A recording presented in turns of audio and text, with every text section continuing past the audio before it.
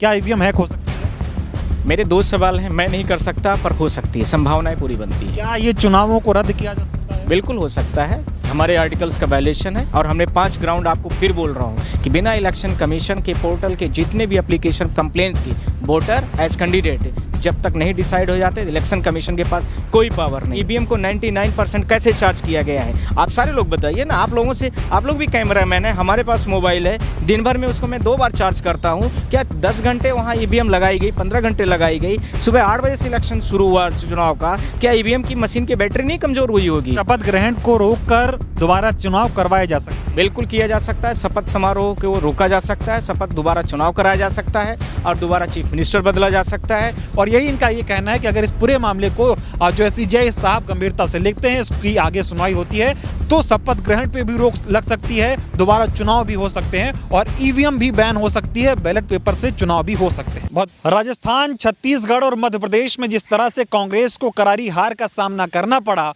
उसके बाद अब ईवीएम पर सवाल खड़े होने लगे हैं।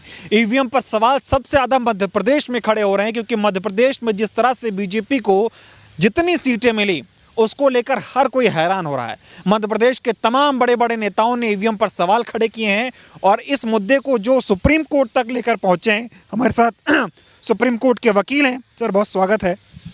जिस तरह से ईवीएम का मुद्दा मध्य प्रदेश में बनाया गया, जिस तरह से बीजेपी को प्रचंड जीत वहां हासिल हुई, इस पूरे मामले पे क्या कहना चाहिए, कैसे देखते हैं, बताइए। मैं आप लोगों के माध्यम से पूरे भारत देश की जनता को नमस्ते करता हूं। और जो 3 राज्यों को जो हिंदी भाषी राज्य था उन जनता ने वोट तो दिया और उसके साथ में जो कॉन्स्टिट्यूशंस के राइट्स हैं उसका भी उन्होंने भरपूर उपयोग किया। लगभग 400 आर्टिकल्स जो संविधान में हमारे दिए गए हैं, उन संवैधानिक अधिकारों में से जो उनको वोट्स का राइट्स आर्टिकल्स में दिए गए हैं उसका भी उन्हें भरपूर उपयोग किया।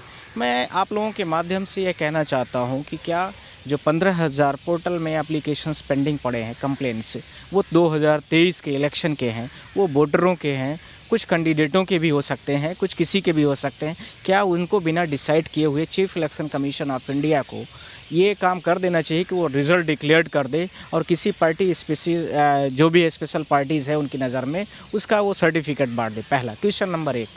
क्वेश्चन नंबर 2, बहुत सारी जगह पर ईवीएम में 99% जो है तो चार्ज पाएगी। मैं आपसे पूछता हूं कि आपने कैमरा लेके रखें अपने पास में, इस कैमरे को भी आपको 2 घंटे, 4 घंटे, 10 घंटे तक ही ये चार्ज रहता होगा। और यदि मान लीजिए चार्ज रहता तो उसके पास इसकी बैटरी नो डाउट थोड़ी बहुत तो कम होगी ही होगी। तो इनकी ईवीएम की जो बहुत सारी मशीनें रही हैं वो 99% चार्ज पाई गई जब उन्होंने जिस दिन काउंटिंग होना शुरू हुई है। दूसरा क्वेश्चन था। तीसरा क्वेश्चन हमारा है कि बहुत सारे व्यक्ति कैंडिडेट, स्पेसिफिक कैंडिडेट थे, जिन कैंडिडेटों ने वो ये आरोप लगा रहे थे कि सर ये हमें एक भी वोट नहीं मिली है। यानी मैं मान लीजिए स्पेसिफिक किसी पार्टी से जुड़ा हुआ व्यक्ति हूँ, तो यदि मैं वहाँ अपनी पोलिंग में गया और अपनी ही पोलिंग में मैंने वोट डाला और मेरी वोट जो है तो मेरी वहाँ से टेबलिंग जब की गई मुझे एक भी वोट नहीं मिला। ये छत्तीसगढ़ की घटना थी। तो किसी विधानसभा के स्पेसिफिक कैंडिडेट, पूरी प्रिंट मीडिया ने उसको निकाला है। तो क्या इसके आधार पर वो कह रहा है कि मेरे घर के सारे लोगों ने वोट नहीं दिया, रिश्तेदारों ने नहीं दिया, गांव के लोगों ने नहीं दिया होगा, मैं तो अपना वोट खुद दिया, एफिडेविट में दे रहा हूं।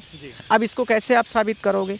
इसी के साथ में मैंने इन सारी चीज़ों को लेकर के बोला कि पत्रिका ने 22 नवंबर 2023 को एक बहुत बड़ा न्यूज़ छापा। उसमें उन्होंने यह बोला कि 15,000 complaints already pending before the chief election commission portal. इसका मतलब 15,000 कंप्लेंट और ईवीएम से लिखा गया 2023 के इलेक्शन को लेकर के और ईवीएम को लेकर के। तो जब इतनी पेंडेंसी हमारे ऊपर पड़ी हुई है तो इसका मतलब ईवीएम में गड़बड़ी हो सकती थी। तो फिर उसमें कंप्लेंट्स के बारे में विवरण भी था काफ़ी। उसमें यह लिखा हुआ था कि कुछ ऐसी चीज़ें भी की गई बीच बीच में, कंप्लेंट्स जो दर्ज है इलेक्शन कमीशन के पोर्टल पर, वो कुछ ऐसी थी कि जैसे हम वोट डालने जा रहे हैं, हमें वोट नहीं डालने दिया जा रहा है। फर्स्ट, ईवीएम इरेगुलर हो गई, यानी प्रॉपर तरीके से कॉन्टीन्यूसली तरीके से चली नहीं। फिर इसके साथ में कोई मान लीजिए प्रोसीडिंग ऑफिसर है या कहीं पर कोई एजेंट है, वो हमसे ज़बरदस्ती वोट डरा रहा है, यानी टेम्परिंग कराई जा रही है। किसी स्पेसिफिक पार्टी के एजेंट वहाँ पर बैठाए जा रहे हैं या किसी स्पेसिफिक पार्टी का वहाँ पर जो गवर्नमेंट ऑफिसर है वो सारे लोग आ गए हैं, तो वो सारे लोग ऐसे कर रहे हैं। और इसके साथ में मैं आप लोगों के माध्यम से बहुत सारे ऐसे वीडियोस भी मेरे पास आए जिन वीडियोस के आधार पर आप सारे लोग देखिए ज़रा, ये देखिए, मैं आप लोगों के माध्यम से दिखा रहा हूँ ये क्या हो रहा है, आप सारे लोग देखिए ज़रा। ये कहाँ का है? मध्य प्रदेश का किसी विधानसभा का है, उसका नाम भी लिखा है मध्य प्रदेश की, ये रहली विधानसभा लिखा हुआ है। ये देखिए 039 पोलिंग बूथ क्रमांक नंबर में, इसमें chief election commission of India ने क्या लिया है, आप खुद सारे लोग देख लीजिए। कोई कार्रवाई नहीं उसमें। कोई कार्रवाई नहीं। आप इसके साथ में देखिए, मैंने उनसे 5वां क्वेश्चन पूछा है कि आप लोग देखिए लाडली बहना योजना है और प्रधानमंत्री का किसान निधि एक सम्मान निधि योजना है, ठीक है, उसका पैसा मिला, 3 दिसंबर के बाद आप पेमेंट कर सकते थे या चुनाव के पहले कर देते सारा। पर आप देखिए कि 15-17 तारीख को इलेक्शन हो रहा है मध्य प्रदेश में, 15 तारीख को मध्य प्रदेश में प्रधानमंत्री किसान निधि जो सम्मान निधि होती है उसका पेमेंट किया जा रहा है। लाडली बहना एक मध्य प्रदेश में बनाएगी, 2-3 महीने पहले बनाई जा रही है, इलेक्शन के जो हो रहा है उसके जस्ट पहले, उसमें आप लोगों ने देखा होगा कि तुरंत ही उसका पेमेंट 7 या 10 नवंबर को किया जा रहा है। तो उसमें इलेक्शन कमीशन ऑफ इंडिया ने कहीं कुछ नहीं बोल रहा है। लगता है कि निष्पक्षता से ये चुनाव नहीं कराए गए, धांधली हुई, बीजेपी का जो है साथ दिया गया। जिन आरोपों के आधार पर मैं बात कर रहा हूँ, 15,000 कंप्लेंट्स की बात कर रहा हूँ, ये वीडियोस दिखा रहा हूँ, ऐसे आपको बहुत सारे प्रिंट मीडियास में उज्जैन की आपको मिलेगी, शिवपुरी की मिलेगी, स्ट्रांग रूम से कब्रिस्तान में पाई जा रही हैं। ये दैनिक जागरण जो न्यूज़पेपर है, जो बीजेपी से खुद भी रिलेटेड बड़ा न्यूज़पेपर है हिंदी का, वो खुद छाप रहा है। तो अब इससे ज़्यादा मुझे क्या एविडेंस की ज़रूरत है? क्या ईवीएम ये बार बार आपसे कहना शुरू कर देगी कि नहीं मुझे गलत किया जा रहा है मेरे साथ? ऐसा तो लोग ये खड़े कर रहे हैं, जो सत्ता में अब लोग आ चुके हैं या सत्ता में हैं, वो कह रहे हैं कि जब कांग्रेस चुनाव हारती है तो अपना हार का ठीकरा ईवीएम पे फोड़ती है। तेलंगाना में जीत गए, वहां ईवीएम नहीं खराब। मैंने ये आपसे नहीं बोला है कि तेलंगाना, मध्य प्रदेश, छत्तीसगढ़, राजस्थान, जहां भी गड़बड़ियां आपके माध्यम से पाई जा रही हैं, इलेक्शन कमीशन का यह दायित्व है कि उन गड़बड़ियों को शॉर्ट आउट करे। और यदि मान लीजिए जैसे मैंने मध्य प्रदेश का उदाहरण दिया, because I belong from the Madhya Pradesh, तो वहाँ की हमें काफ़ी हमने रिपोर्टों को रखा हुआ था। यदि आपको वहाँ पर भी लगती है, वहाँ पर भी आप करिए, ऐसा कौन कह रहा है कि आप मत करिए? ईवीएम बैन होनी चाहिए। ईवीएम के बारे में तो मैं यही कहना चाहता हूं कि टेक्निकल बैकग्राउंड में आज बहुत सारे लोगों ने हमसे यही पूछा है, तो मैं आप लोगों के माध्यम से यही कहना चाहता हूं कि हर बार इलेक्शन कमीशन ऑफ इंडिया यही कहती है कि आप इसको हैक करके दिखाइए। मैं भी उनसे यही पूछना चाहता हूं कि चलिए, मेरा टेक्निकल बैकग्राउंड ईवीएम का नहीं है, मैं मैन्युफैक्चरर नहीं हूँ ईवीएम का, जो लोग बनाते हैं वो बता सकते हैं बेहतर। पर आप इलेक्शन कमीशन ऑफ इंडिया से ही मैं आपके माध्यम से पूछ रहा हूँ कि वो बता दें बहुत सारी चीज़ों के बारे में। ईवीएम के बारे में तो चलिए मैं भी कुछ पूछता हूँ कि आप सेटेलाइट से इमेज जो मून से भेजी जाती चंद्रयान की, आप उसको दिखा सकते हो, आप उसको कंट्रोल कर सकते हो? वो इसरो में जो बैठा हुआ साइंटिस्ट है वही कर पाएगा, क्योंकि उसका स्पेशलाइजेशन है। आप ईवीएम का स्पेशलाइजेशन एक पकड़ लिए हो और आम जनता को पता नहीं है, इसीलिए आप उसको बार बार गुमराह करते रहते हो। आप बैलेट पेपर में देखा होगा कि बैलेट पेपर पर जो चुनाव होता तो मैनुअल था, मैनुअल में हर आदमी इजी रहता है। उसको सवाल ये भी खड़े हुए इस चुनाव में, सवाल ये आया कि जब दिग्विजय सिंह ने एक ट्वीट किया कि 199 सीटों पर कांग्रेस के नेता बैलेट पेपर पर आगे थे, वही नेता ईवीएम से चुनाव हार जाते हैं। ऐसा कैसे हो जाता है कि जनता ईवीएम पे वोट दे रही है, लेकिन ईवीएम पे अलग वोट दे रही है और बैलेट पेपर पर अलग वोट दे रही है? मैं आप लोगों के माध्यम से ही कहना चाहता हूँ, जो आमतौर पर एक परसेप्शन होता है वो ये है कि बैलेट पेपर पर जब आपको सारी चीज़ें जो है तो क्लियर हो गई हैं, तो उन चीज़ों के आधार पर ये अनुमान लगा लिया जाता है कि कौन सी पार्टी सबसे ज़्यादा बहुमत पर आ रही है। इसी के साथ में जो है तो आपको यह देखने की ज़रूरत होती है हर बार कि जब ईवीएम में और बैलेट पेपर में इतने बड़े डिफरेंसेस, इतने बड़े मार्जिन होते नहीं है आमतौर पर, क्योंकि हर व्यक्ति जो गाँव से जुड़ा है अपने घर में बोल के आता है कि तुमको इस पार्टी विशेष को वोट देना है। पर उसके बाद ईवीएम में, जैसे मान लीजिए मैंने ही वोट दिया ईवीएम में, मैंने कांग्रेस पार्टी को वोट दे दिया। अब उसके बाद जब काउंटिंग हो, अब हम काउंटिंग कराने तो गए नहीं, अब हमारी पोलिंग में 2000 मान लीजिए टोटल या 500 मतदाता थे। अब उस मतदाता में जब टेबलिंग होना शुरू हुई तो वहाँ पर पता चल रहा है कि ज़्यादा वोटें निकल के आ रही हैं। तो ये कैसे हो गया? इसका मतलब जाहिर सा है कि ये कहीं न कहीं वोट के साथ में छेड़छाड़ की जा रही है। हो सकता है इन चुनाव को रद्द किया जा सकता है। बिल्कुल, यही तो चांसेस है, इसी को तो मैं ऑर्डर फॉर रिकॉल के लिए बोला। और जिस दिन आप लोग विश्वास नहीं करेंगे, 3 दिसंबर को जैसे ही रिजल्ट आना शुरू हुआ है, इलेक्शन कमीशन ने अपने पोर्टल में जो कंप्लेंट पेंडिंग थी उसको डिसाइड नहीं किया। मैं तुरंत CGI साहब के घर गया, honourable chief justice of India के घर, और उनको 2-3 बातें बड़ी मुझे इंस्पायर कर रही थी, जिसमें उन्होंने बोला था कि chief election commission of India मुझे ऐसा चाहिए जो प्रधानमंत्री के भी अगेंस्ट में यदि एक्शन की ज़रूरत पड़े तो वो करने की कैपेसिटी हो उसके पास। मुझे लगता है कि वो दिन आ गया था, इसलिए मैं गया। मैं इसलिए भी गया कि बिना कंप्लेंट्स, बिना वोटर्स के राइट्स, जो 5 साल में एक बार वोटिंग के राइट्स आप पब्लिक को मिलता है, अशिक्षित बहुत सारे गांव के लोग होते हैं, आप जाइए गांव में देखिए, 5-5 किलोमीटर, 3-3 किलोमीटर से लोग पैदल चल के आ रहे हैं, कोई कहीं नौकरी कर रहा है वहाँ से जा रहा है, आप उसको भी वायलेशन में कर रहे हो, उसको भी निष्पक्ष नहीं करा सकते हो, तो आप किस चीज़ के लिए इलेक्शन कमीशन ऑफ इंडिया बैठे हो? तमाम ये भी सवाल खड़े हो रहे हैं कि अगर ऐसा सुप्रीम कोर्ट को संज्ञान लेता है तो शपथ ग्रहण पे भी रोक लग जाएगी। मैं आपसे यही बोलना चाहता हूं कि हम लोगों ने इसी जिस ग्राउंड में आप खड़े हैं, इसी ग्राउंड में देवेंद्र फडणवीस का हम लोगों ने किया था, इसी ग्राउंड में हम लोगों ने कर्नाटका के इलेक्शन को किया था, इसी ग्राउंड में हमने नॉर्थ ईस्ट के बहुत सारे स्टेट का किया था, इसी ग्राउंड से हम लोगों ने बहुत सारी चीज़ों को किया है और इसी सीजीआई और इसी सुप्रीम कोर्ट के माध्यम से किया है कि यदि कुछ गलत है, हमारे आर्टिकल्स का वायलेशन हो रहा है, तो हमारे जैसे भारत देश के प्रत्येक नागरिक की जिम्मेदारी और आप सबकी मीडिया की भी जिम्मेदारी है कि यदि कुछ गलत हो रहा है तो उसका विरोध करें। हमारा ये मतलब नहीं है कि हम किसी पार्टी विशेष की बात कर रहे हैं, पूरी जनता की बात है। जनता के जो कानूनी अधिकार, संवैधानिक अधिकार है, उसको आप सब लोग अपने राइट्स को समझिए। क्या आपके माध्यम से मैं यही पूछ रहा हूँ, क्या 15,000 जो पेंडिंग एप्लीकेशन है उसको नहीं डिसाइड करना चाहिए? यदि आपको लगता है नहीं डिसाइड करना चाहिए तो ठीक है।